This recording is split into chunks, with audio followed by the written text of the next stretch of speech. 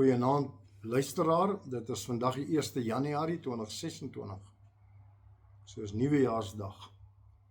Ons vertrou dat almal van julle 'n wonderlike jaar sal hê en dat die Here julle ryklik sal seën.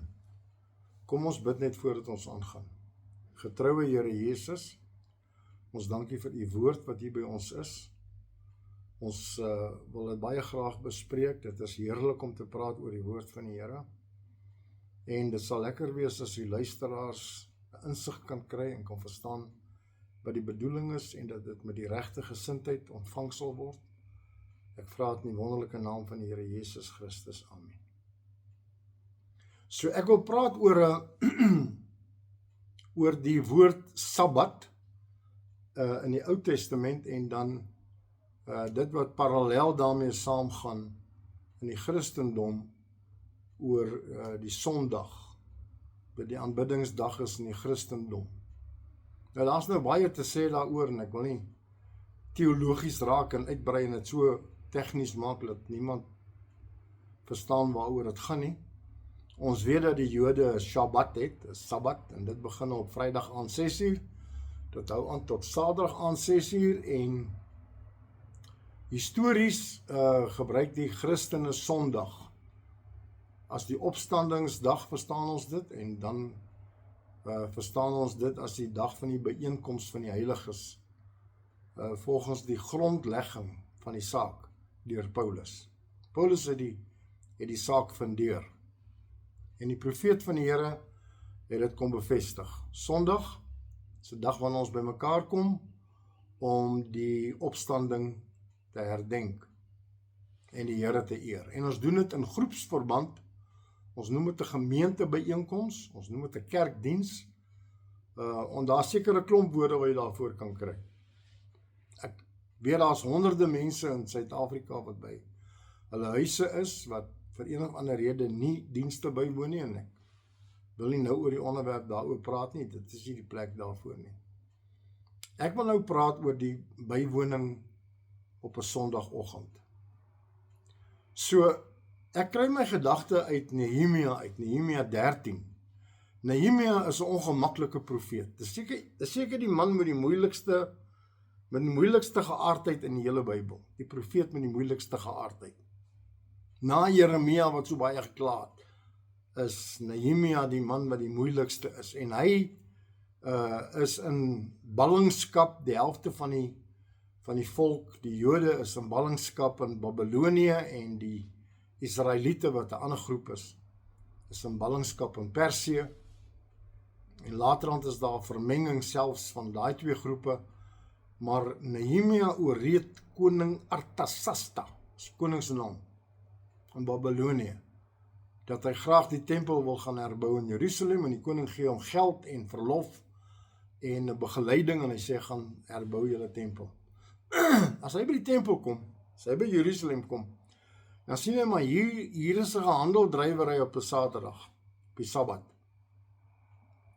Die koopmans, salesmen, hulle kom op 'n Sabbat en dan maak die manne van die stad vir hulle die poorte oop en dan kom hulle in en dan dryf hulle handel binnekant.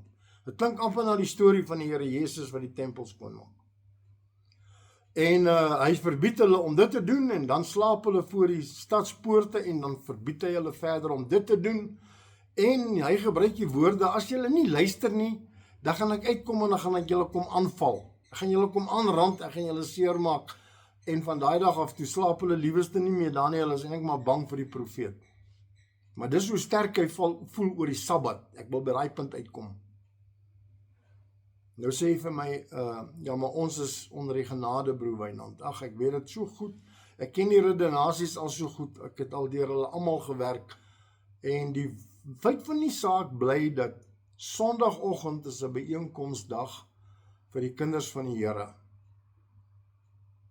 Moenie die dag van die byeenkoms wat is die regte woord nou? Ja, jy weet wat ek wil sê. So Sondagoggend kom ons by mekaar om die Here te dien. Nou gebeur dit dat Sondagoggend wil ons so 'n klein bietjie inlê. Ons wil na die koopmans toe gaan. Die koopmans wat van Nehemia kom plaas by die poorte van Jerusalem. Ons gaan sommer na hulle toe. Ons gaan vandag 'n bietjie mol toe in plaas daarvan dat ons diens toe gaan. Ek dink dat die kinders van die Here wêreldwyd op 'n Sondagoggend moet 'n poging aanwend, die beste poging wat jy kan, om by 'n diens uit te kom. Jy het baie duidelik gehoor wat die profeet sê. Hy sê, as jy nie anders te kan nie, gaan dan na die metodiste hier op die hoek. Jy sê, ja, maar ek wil nie by die metodiste wees nie. Okay, maar waar wil jy wees? Wil jy liewerste by die koopmans van Sandton City wees? Is dit dan nou 'n makliker roep? En so, ek meen ons kan ons beste doen om by die kinders van die Here aan te sluit op 'n Sondagoggend, dat ons kinders daarna toe vat, dat hulle die woord van die Here kan leer, en dat hulle kan leer hoe om vrae te vra, sodat hulle by die antwoorde kan uitkom. Onthou die storie van die hoopklippe, en as die kinders daarna vra, maar die kinders moet daarna vra, maar jy moet die atmosfeer skep vir die kinders om te vra. Die kinders sal nie in Sandton City vir jou sê, pa, verduidelik vir my gou asseblief iets van die boodskap nie, as hulle besig is om klere aan te pas nie, op 'n Sondagoggend. So die beste wat 'n mens kan doen is om 'n poging te maak, om by die huis van die Here uit te kom. Net soos wat koning Dawid by die tempel moes uitkom. Jy sê, maar ek is baie ver van die plek af, ek is seker ons kan 'n ander plan uitdink. Kom ons dink byvoorbeeld aan hierdie moontlikheid. Wat daarvan as 'n gesin wat regtig waar dit nie kan bekostig nie? Sê, kom ek gaan Sondagoggend die diens bywoon en dan Woensdag aand, en dan elke tweede Sondag is ek in die diens en elke tweede Woensdag is ek by die bidhuur. Want jy sien, Woensdaande is net so belangrik. Daar's 'n prediker wat voorberei.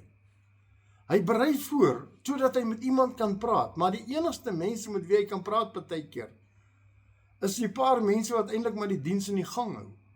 En ek dink dit is 'n klagte wat by alle gemeentes die waarheid is, en nie net in die boodskapgemeentes nie, waarskynlik in die denominasiegemeentes ook. Jy sê maar, wil jy nou vir hulle ook pleit? Want ek wil vir enige iemand pleit, wat die woord van die Here verkondig, wat 'n gehoor nodig het. En so, ek dink as ons almal gaan stil sit, en as jy nie by die regte antwoord uitkom nie, vra hulp, sê, gee my asseblief 'n bietjie advies. Broer Wynand, jy is mos nou so slim. Gee my 'n bietjie advies asseblief.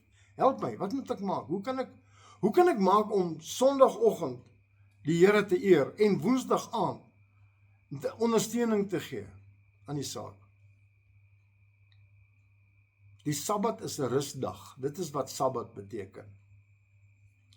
En as jy sê, ek kan beter doen as dit, dan sal ek graag wil hoor wat die formule is. Want daar is nie 'n beter formule nie. Ek wil nie hê ons moet onder die vrees van die wet wees nie. Ek wil jy sê, ons moet in die geloof beweeg van die genade. Maar kom ons misbruik nie die genade of die barmhartigheid van die Here Jesus nie. Ek hoor dikwels die uitdrukkingkie, yes, but you must have a balance. Dis 'n nuwe ding wat so in die laaste 20 jaar, hoor ons dit baie, you must have a balance. Nou maar goed, kom ons kry dan 'n balans. Kom ons verstaan dan wat ons Nehemia vir ons gesê het. William Branham. Hy was net so 'n ongemaklike man. Hy het nie kans gesien dat jy moet deur die krake val nie, of 'n verskoning moet soek daarvoor nie. So kom ons bly by die boodskap. Kom ons bly so na as moontlik aan dit wat ons ontvang het van Nehemia. Die profeet William Branham. En kom ons eer die opstandingsdag. Dit was die woord wat ek net aangesoek het. Kom ons sluit net af met gebed. Heilige Here Jesus, ons dankie vir u woord. Ons dankie dat ons daarin mag wandel. Ons het waardering, Here, vir die profeet en vir die boodskap wat hy ons nagelaat het. Help ons asseblief om te bou aan hierdie tempel, dat hierdie tempel sal reggemaak word vir die Heilige Gees van God. Ek vra dit in die naam van die Here Jesus Christus. Amen. Dankie almal. Lekker jaar vir almal. Beste.